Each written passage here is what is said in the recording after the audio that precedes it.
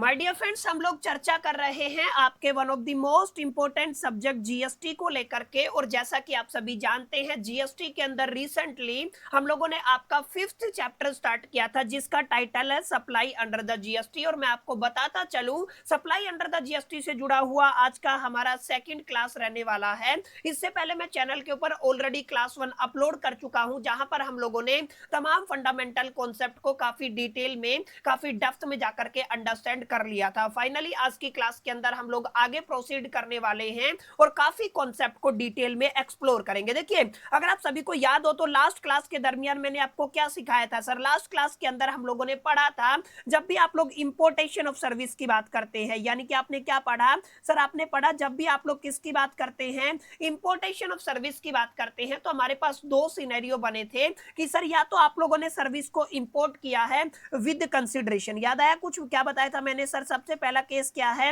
With consideration वाला होता है। और दूसरा केस क्या होता है सर? आपने पढ़ा था, आप सर्विस की इंपोर्टेशन करते हैं लेकिन विदाउट द कंसिडरेशन करते हैं। अगर आप सभी को याद होगा तो मैंने क्लियर किया था सर, विद कंसिडरेशन को आप लोग सेक्शन 7 सबसेक्शन 1 और क्लोज नंबर बी के अंदर पढ़ते हैं, और विदाउट कंसिडरेशन वाला जो सिनेरियो रहता है, इसको आप लोग 7(1)(c) के अंदर कंसीडर करते हैं। ठीक है, इतनी बातें आपको क्लियर होंगी, ये याद भी होंगी। अब विद कंसिडरेशन के अंदर हमने देखा था, जो भी सर्विस आपने इंपोर्ट किया है, या तो उसमें आप लोग बिजनेस प्रोस्पेक्टिव से यूज करेंगे या तो नहीं करेंगे। दोनों ही केस के अंदर आप लोग इसको क्या कंसीडर करते हैं? सप्लाई कंसीडर करते हैं, और इसके ऊपर जीएसटी चार्ज किया जाता है। अब समझने वाली बात क्या है सर? समझने वाली बात यह है, हमने यहां पर आपका 7(1)(c) के अंदर काफी पॉइंट्स को छोड़ दिया था। हमने कहा था विदाउट कंसिडरेशन अगर आप लोग सर्विस को इंपोर्ट करते हैं तो आपको चेक करना है जो पर्सन है जिनके बीच में सप्लाई हुआ है, क्या वो डिस्टिंक्ट पर्सन है या तो आपके रिलेटेड पर्सन है। क्लियर है? और दूसरा क्या था? अनरिलेटेड पर्सन थे। तो मैंने कहा था अनरिलेटेड पर्सन के केस में सप्लाई कंसिडर नहीं होगा, और अनरिलेटेड केस में अगर सप्लाई कंसिडर नहीं होगा तो आप जीएसटी चार्ज नहीं कर सकते हैं। लेकिन अगर आप सभी को याद हो तो मैंने बताया था, अगर आपके पर्सन डिस्टिंक्ट पर्सन है या रिलेटेड पर्सन है, तो यहाँ पे आपको चेक करना है कि वो बिजनेस प्रोस्पेक्टिव से यूज करते हैं या नहीं करते हैं। अगर बिजनेस प्रोस्पेक्टिव से यूज करते हैं तो आपका सप्लाई कंसीडर होगा, अगर बिजनेस प्रोस्पेक्टिव से यूज नहीं करते हैं तो आपका सप्लाई कंसीडर नहीं होगा। क्लियर है? लेकिन हमारा एक पॉइंट पिछली क्लास में कवर नहीं हुआ था, that is the distinct person क्या होता है और रिलेटेड पर्सन क्या होता है। और मैंने बताया था कि सर ये काफी इंपॉर्टेंट अहम टर्मिनोलॉजी है, जिसको हमें काफी डिटेल में जाकर के डिस्कशन करना है। क्लियर है? तो अब आज की क्लास के अंदर हम इसी टॉपिक से शुरुआत करने वाले हैं। सर ये जो डिस्टिंक्ट पर्सन आपने बोला या जो ये रिलेटेड पर्सन आपने बोला, तो रिलेटेड पर्सन का डेफिनेशन क्या होता है? किन दो लोगों को आप लोग रिलेटेड कंसीडर करेंगे? अगर आपको ये पता चल गया तो ये वाले पॉइंट के ऊपर आप लोग आराम से न्यूमेरिकल्स को टैकल कर सकते हैं। समझ में आया? तो अभी हम लोग क्या पढ़ेंगे सर? रिलेटेड पर्सन की डेफिनेशन क्या है। तो सबसे पहले आप लोगों को अपने दिलो दिमाग और जहन के अंदर बैठाना है कि सर रिलेटेड पर्सन के अंदर ना आपको एक सिंगल डेफिनेशन देखने को नहीं मिलेगी, आपको 7-8 पॉइंट दिए गए हैं, जिनके अंदर से अगर एक भी पॉइंट सेटिस्फाई करता है तो वो दोनों पर्सन क्या बन जाएंगे सर? आपके रिलेटेड पर्सन बन जाएंगे। समझ में आया? यानी कि अगर आप लोग ध्यान से देखेंगे तो मैं अभी आपके सामने कुछ केसेस लिखता हूं। ठीक है, ध्यान से देखिएगा। सबसे पहला केस माय डियर फ्रेंड्स मेरे सामने क्या है सर? सबसे पहला केस आप लोग ये मान के चले कि जैसे आप दो पर्सन है, मैं मान लेता हूं आपका ए पर्सन है और दूसरा कौन है सर? आपका बी पर्सन है। ठीक है, अब ए के पास एक कंपनी है जिसको मैंने C1 माना है, और बी के पास कंपनी है, उसको क्या माना है सर? मैंने C2 माना है। समझ में आया? तो दो पर्सन है, दोनों की अलग अलग कंपनी है।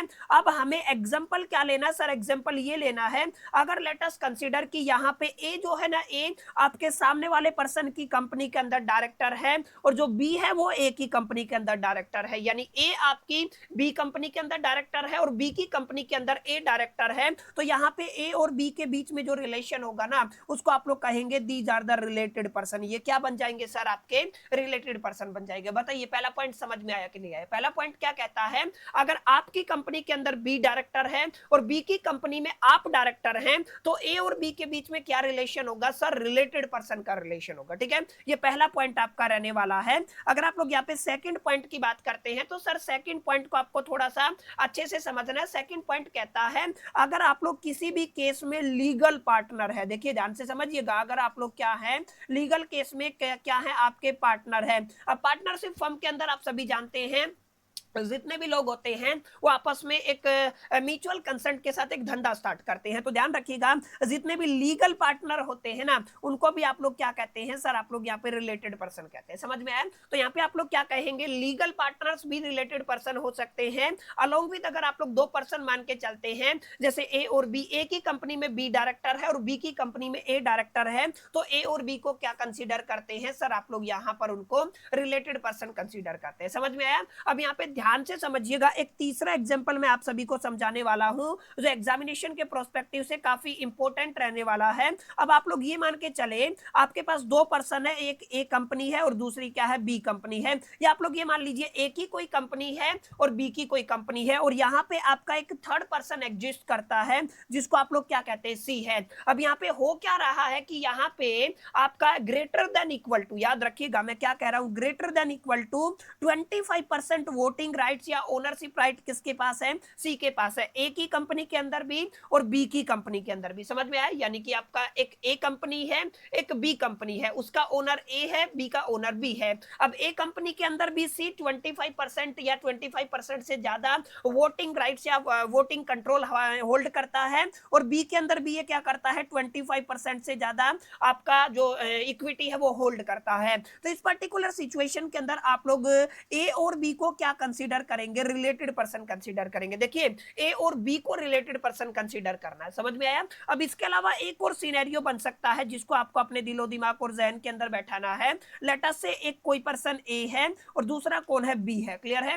अब ए बी सी को कंट्रोल करता है। ध्यान रखिएगा, ए किसको कंट्रोल करता है, सी को कंट्रोल करता है, और बी भी सी को कंट्रोल करता है। ए किसको कंट्रोल करता है सर, सी को कंट्रोल करता है। बी भी किसको कंट्रोल करता है, सी को कंट्रोल करता है। सी को आप लोग माय डियर फ्रेंड्स यहाँ पे क्या बोलते हैं सर, सी को आप लोग यहाँ पे थर्ड पर्सन बोलते हैं। क्या बोलते हैं, थर्ड पर्सन बोलते हैं। तो दो अलग अलग पर्सन अगर किसी थर्ड पर्सन को कंट्रोल करते हैं तो दोनों पर्सन को आप लोग क्या कहते हैं सर, रिलेटेड पर्सन कहते हैं। ठीक है? तो आप लोग क्या कहते हैं सर, इसको रिलेटेड पर्सन। अभी तक 4 पॉइंट मैंने आपको कवर कराए हैं। देखिए पहला पॉइंट क्या है सर, पहला पॉइंट कहता है दो कंपनीज हैं, अगर ए की कंपनी के अंदर बी डायरेक्टर है, बी की कंपनी के अंदर ए डायरेक्टर है, तो ए और बी दोनों क्या होंगे, रिलेटेड पर्सन होंगे। कोई भी दो लीगल पार्टनर है तो वो क्या होंगे, आपके रिलेटेड पर्सन होंगे।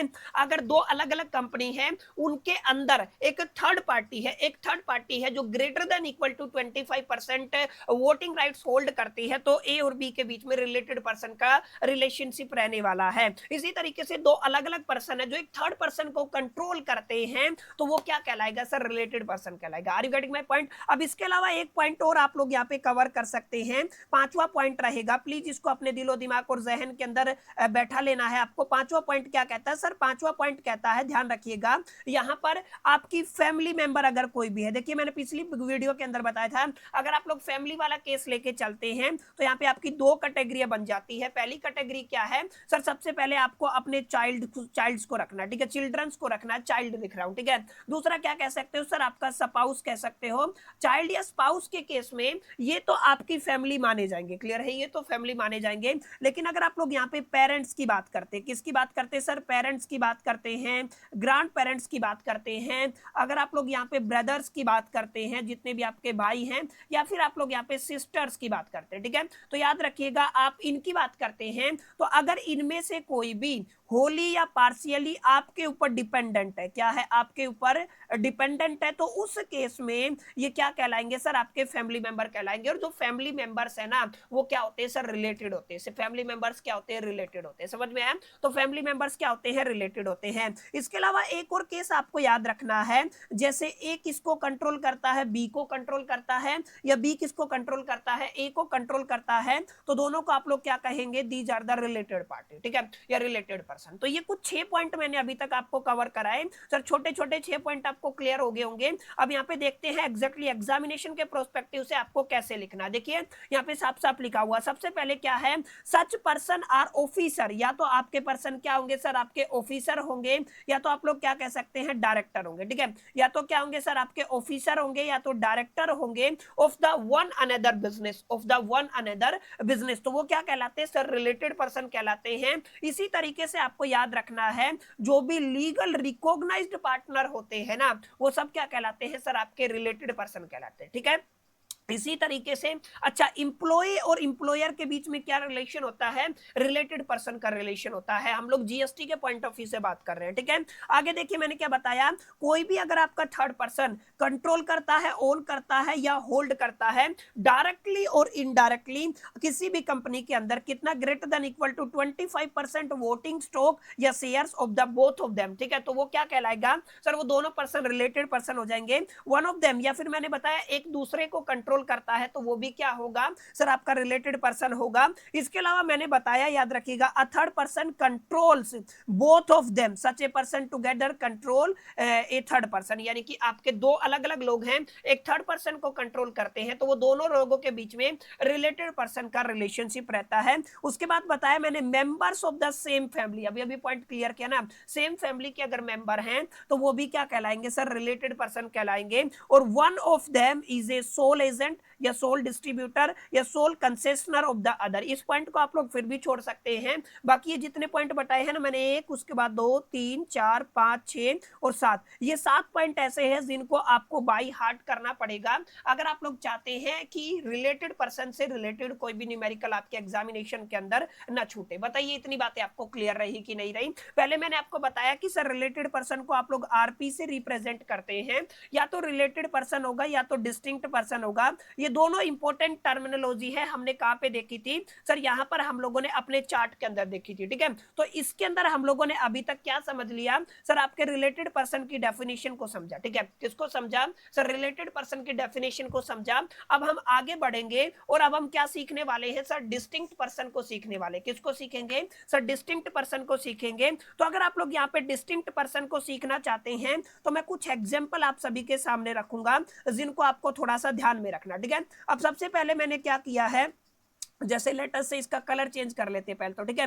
मैं एक एग्जांपल आप सभी के सामने रख रहा हूं। एक एग्जांपल है, मैंने क्या किया है माय डियर फ्रेंड्स, आपका जस्ट ए मिनट, इसको हटा देते हैं, थोड़ा सा सुंदर डायग्राम बनाते हैं ताकि आपको इजीली क्लियर हो सके। ध्यान दीजिएगा, मैंने आपका एक स्टेट ले लिया, ये कोई भी एक स्टेट है, ठीक है। अब लेटर से ये स्टेट क्या है सर, इसका एग्जाम्पल आपने ले लिया, ये क्या है, हरियाणा है। क्या है आपका, हरियाणा है। समझ में आया। तो ये आपका कौन सा स्टेट है सर, ये आपका हरियाणा है। तो मैं यहाँ पे लिख देता हूँ सर, ये क्या है आपका हरियाणा है। अब हरियाणा के अंदर आपने दो अलग अलग डिस्ट्रिक्ट कंसीडर किए हैं। क्या किए हैं, दो अलग अलग डिस्ट्रिक्ट कंसीडर किए हैं।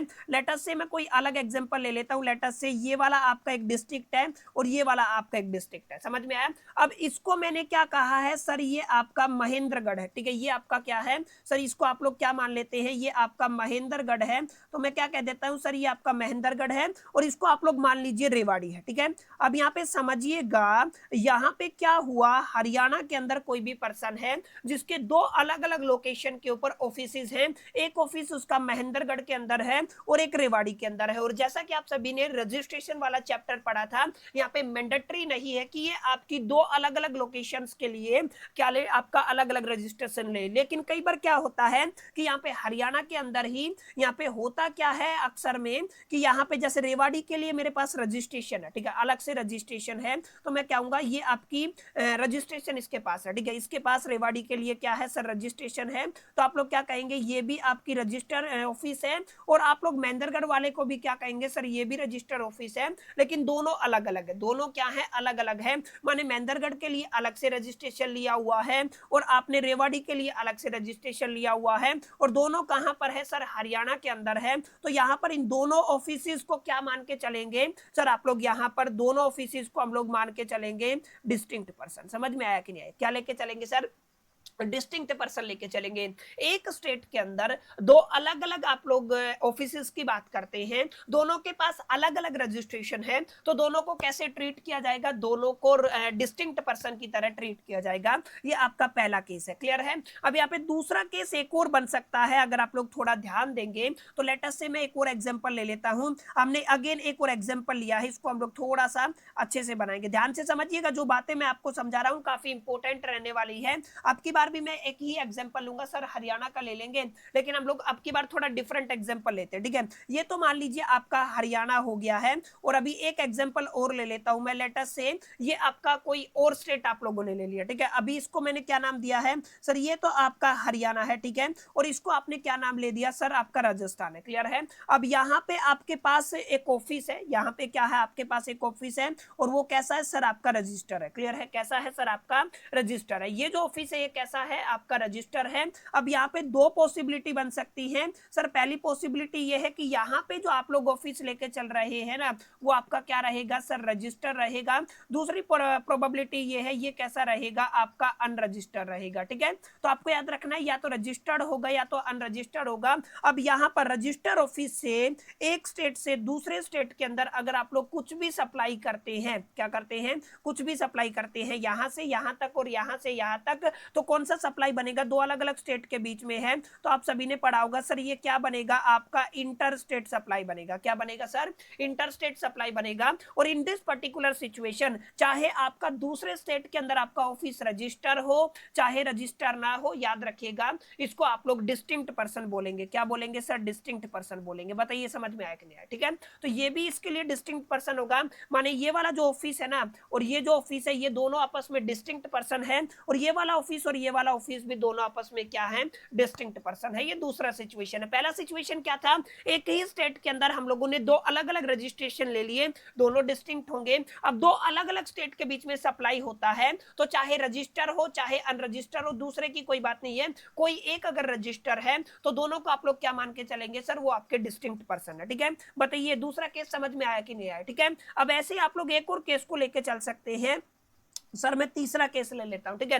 तीसरा केस मैंने क्या लिया सर, एक ही स्टेट आप लोग लेके चल दीजिए, ठीक है ना। ये आपका एक स्टेट है, ठीक है। अगेन मैं इसको क्या मान लेता हूं सर, इसको मैं हरियाणा मान लेता हूं, ठीक है। आपने क्या माना सर, ये क्या है, आपका हरियाणा है। अब समझने वाली बात क्या है, यहां पर अगर आप लोग ध्यान देंगे, एक ही रजिस्ट्रेशन के अंदर दो अलग अलग जगह है। जैसे आप लोग मान लीजिए, एक ये पोजीशन है, एक ये पोजीशन है, ठीक है। एक ये ऑफिस है, एक ये ऑफिस है। अब यहाँ पे दोनों एक ही रजिस्ट्रेशन के अंडर रजिस्टर है। अगर दोनों एक ही रजिस्ट्रेशन के अंदर रजिस्टर हैं, एक ही स्टेट के अंदर है, तो याद रखिएगा इनको आप लोग क्या नहीं बोलेंगे सर, डिस्टिंक्ट पर्सन नहीं बोलेंगे, क्लियर। तो आप लोग क्या नहीं बोलेंगे सर, इनको डिस्टिंक्ट पर्सन नहीं बोलेंगे। तो तीन केसेस मैंने अभी तक आपको कराए हैं। अगर आपने ध्यान से समझे होंगे तो चीजें आपके लिए बिल्कुल आसान होगी, क्लियर है। अब इनको देखते हैं एग्जैक्टली आपकी किताब के अंदर एग्जैक्टली कैसे मेंशन किया गया। ध्यान दीजिएगा, अब यहाँ पे सारे पॉइंट में यहाँ पे कवर कराने वाला हूं, ठीक है। अब इन पॉइंट्स को पढ़िए, क्या लिखा हुआ है, more than one registration in A state. अगर आपके पास एक स्टेट के अंदर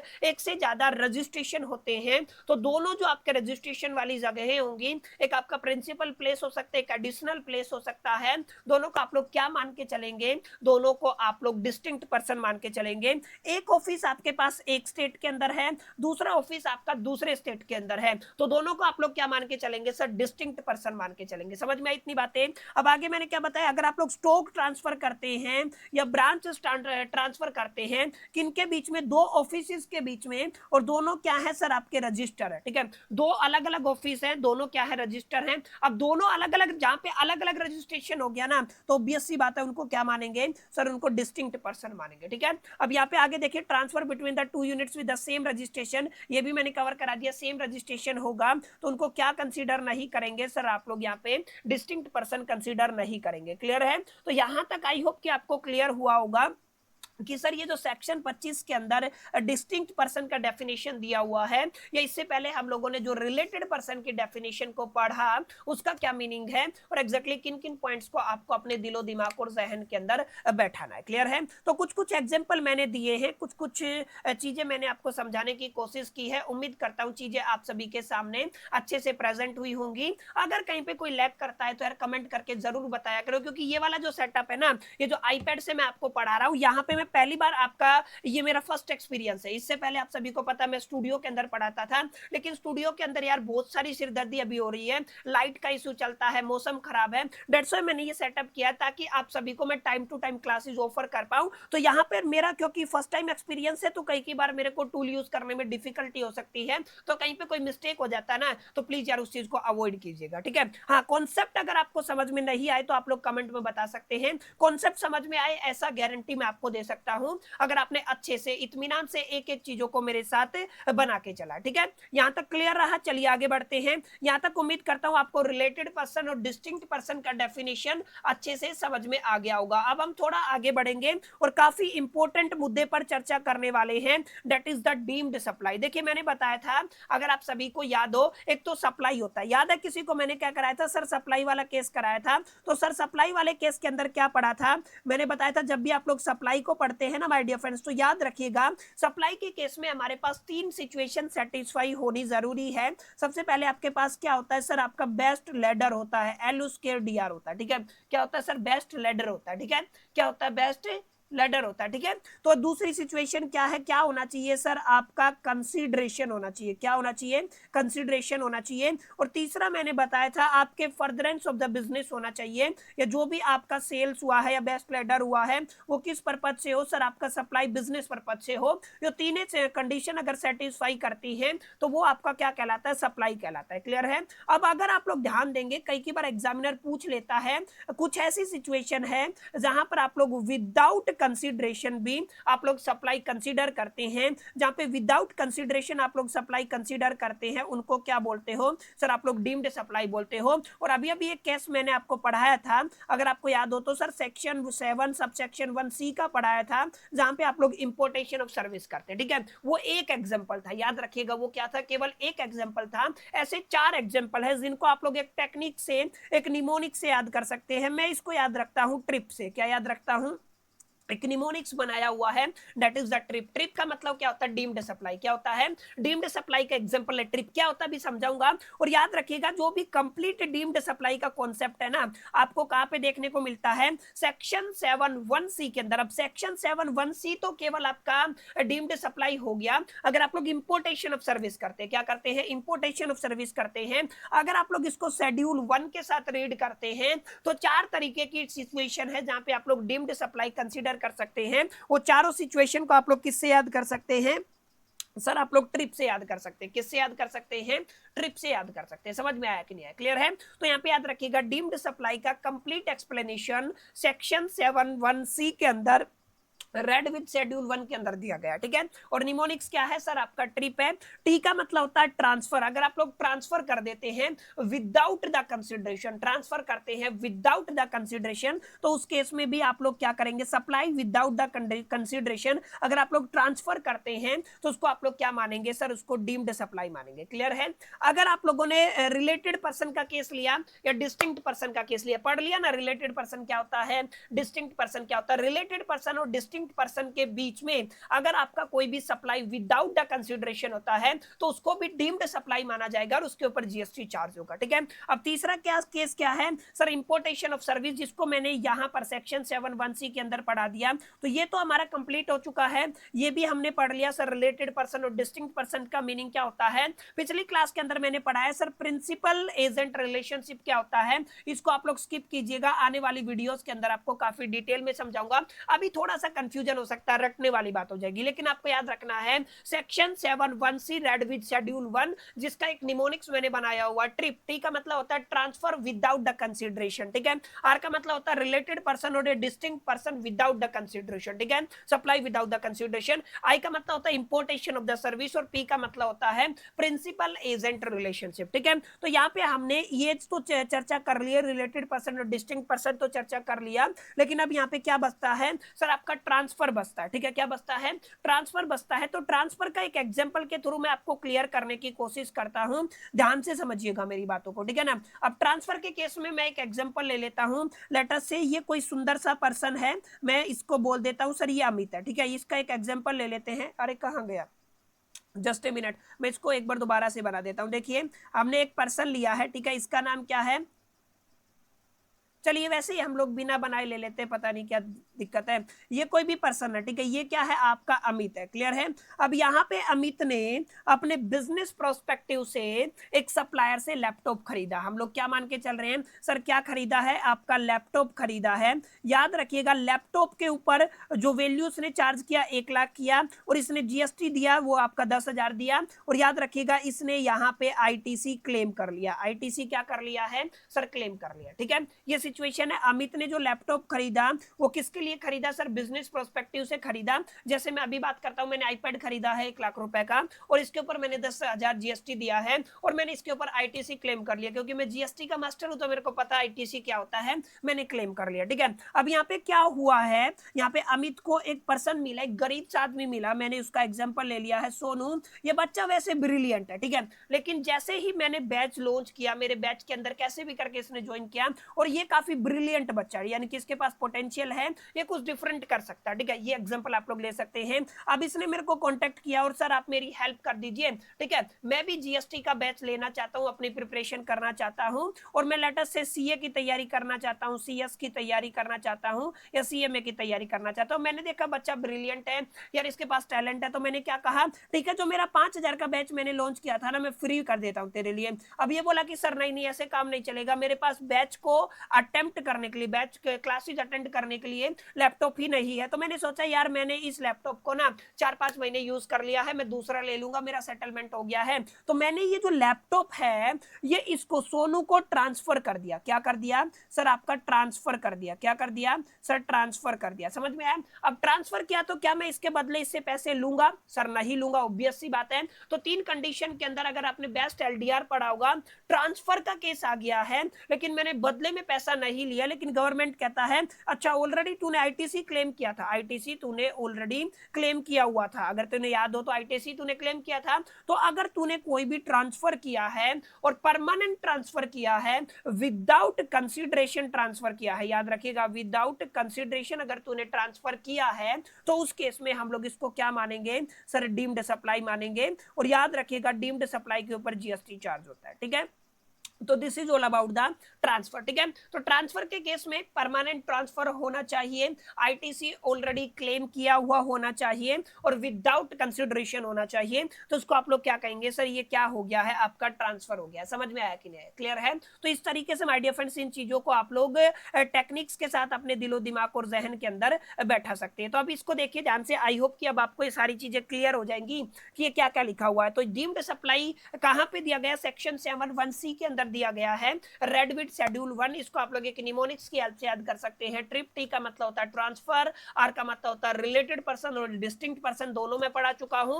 आई का मतलब होता है इंपोर्टेशन ऑफ द सर्विस और पी का मतलब होता है प्रिंसिपल एजेंट रिलेशनशिप। ठीक है, तो यहां पर आकर के ये वाला सेक्शन आपका क्या हो जाता है माय डियर फ्रेंड्स, कंप्लीट हो जाता है। बताइए इतनी बातें आपको क्लियर रही कि नहीं रही? ठीक है, उम्मीद करता हूं इतनी बातें आपको समझ में आई होंगी। अब हम पढ़ने वाले हैं सेक्शन 7(1)(a) को। याद रखिएगा क्या पढ़ेंगे, सेक्शन 7(1)(a) को पढ़ेंगे। अब ध्यान दीजिएगा, अगर आप लोग यहां पर सेक्शन 7(1)(a) को पढ़ते हैं तो इसको हमेशा शेड्यूल सेकंड के साथ पढ़ना है। ठीक है, क्या पढ़ना है, शेड्यूल सेकंड के साथ पढ़ना है। अब आपको समझना ये है सर एग्जैक्टली यहाँ पे किसकी जानकारी दी गई है सर, यहाँ पे कुछ एक्टिविटी दी गई है। क्या दी गई है, एक्टिविटी दी गई है जहां पे सप्लाई होगा, लेकिन वो सप्लाई गुड्स के अंदर जाएगा या वो सप्लाई आपका सर्विसेज के अंदर जाएगा, इसके लिए आपको एक लिस्ट दिया गया। क्या दिया गया है, एक लिस्ट दिया गया है। कहां पे, सेक्शन 7(1)(a) के अंदर, इन शेड्यूल सेकंड के अंदर। क्लियर है? अब इसको पढ़ेंगे तो यार आपको बड़ा कंफ्यूजन होगा, ये सारे पॉइंट्स के अंदर आपको थोड़ा सा कंफ्यूजन हो सकता है, थोड़ा सा कंफ्यूजन हो सकता है। दैट्स व्हाई अगर आप लोग पढ़ना चाहते हैं तो पढ़ लीजिएगा। मैं इस स्लाइड को स्किप करके ना अपने हिसाब से कन्वर्ट की हुई एक स्लाइड आप सभी के सामने रखता हूं, जहां से मैं आपको इजीली बड़े प्यार से बड़े आराम से सारी चीजों को समझा पाऊंगा। तो यहाँ पे सेक्शन 7(1)(a) के अंदर read with the schedule second की अगर आप लोग बात करते हैं तो मैंने कितनी एक्टिविटीज लिखी हुई हैं सर, 10 एक्टिविटी लिखी हुई हैं। 10 एक्टिविटी अगर आप लोग याद कर लेते हैं, अपने दिलो दिमाग और जहन के अंदर बैठा लेते हैं, तो इससे बाहर आपको कोई भी एक्टिविटी आपके फाइनल एग्जामिनेशन के अंदर देखने को नहीं मिलेगी। सबसे पहली एक्टिविटी आप लोग थोड़ा दिमाग लगाइएगा सर, सबसे पहले हमारी एक्टिविटी है transfer of the title of the goods. अगर आपने transfer of title of goods किया, ठीक है, यानी कि आपके गुड्स का टाइटल ट्रांसफर हो गया है, तो ऑटोमेटिकली गुड्स ही ट्रांसफर हो गया है, तो इसको कहेंगे सप्लाई किससे जुड़ा हुआ है सर, ये गुड्स से जुड़ा हुआ है। ये सप्लाई किससे जुड़ा हुआ, गुड्स से जुड़ा हुआ है।